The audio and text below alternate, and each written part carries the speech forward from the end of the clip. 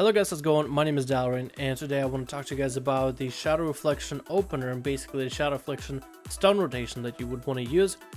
I've been using this stun rotation as an opener, and basically whenever I'm bursting on a target when scoring a kill in arena, I've been using it for a while and I've realized that I've been using it wrong, and I just want to share with you guys my findings. When I'm not playing the game myself, I'm usually watching other streamers and other World of Warcraft rogues that are much higher MMR and much higher rated than me, and sometimes they get to learn a thing or two. Used to be Woundman back in the day for MOP, but now more people playing combat rogues, so there's plenty more information out there.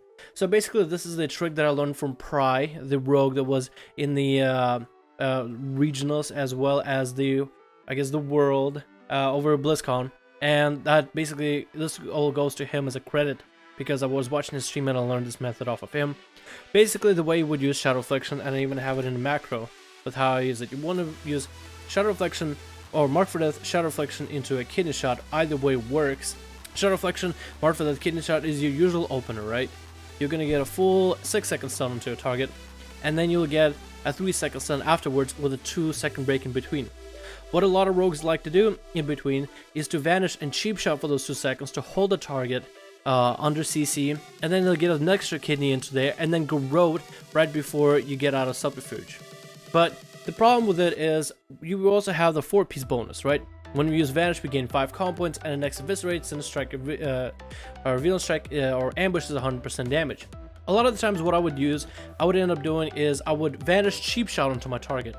That is the wrong way to go. So basically my rotation would be Mark for the Shadow Reflection kidney, right? Put up Revealing Strike, Sin Strike, maybe get myself full slice and dice, vanish, cheap shot, eviscerate, and then get a grow in between. You don't want to do that. You actually want to vanish a little earlier and take a full utility of utilizing the 5 combos that you generate when you vanish and use that eviscerate first. And then you can get a cheap shot where you'll gain 2 combo points. And then you can use a garrote where you gain an extra combo point. So you are spending all of the combo points that you are able to generate, and none of them are wasted. You basically get to use the same rotation. It's going to be back-to-back-to-back stuns. It's still going to apply the internal bleeding bleeds onto your target. You're still going to get that eviscerate in there.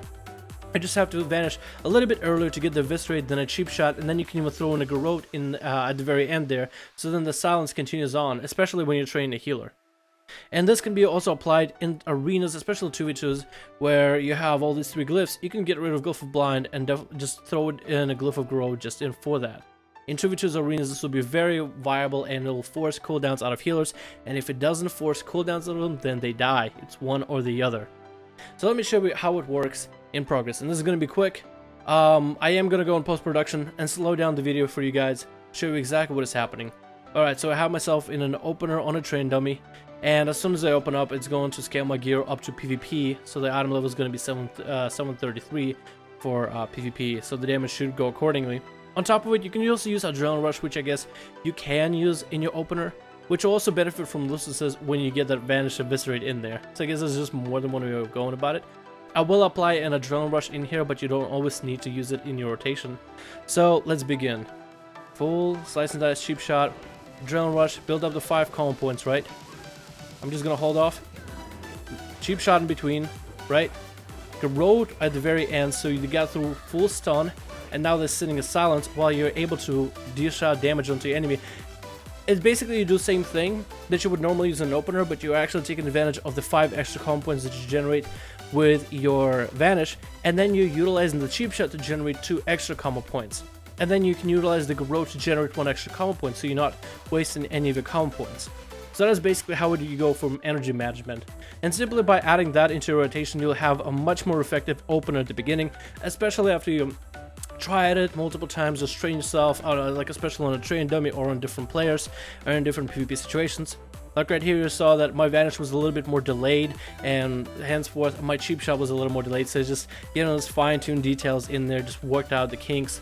So that's really about it. That's all I wanted to show you guys in the video for the day. So this is something for all you guys playing Combat Rogue out there, and hopefully this helps you out in the future playing some PvP. Hopefully your rotations and openers are just going to be stronger than before, and I hope this video helps you guys out. My name is Dalaran. The credit goes to Praii, the rogue, the legend, the guy that made it to BlizzCon representing Combat Rogues. And yeah, hope you guys enjoyed. I'll see you guys in the next video.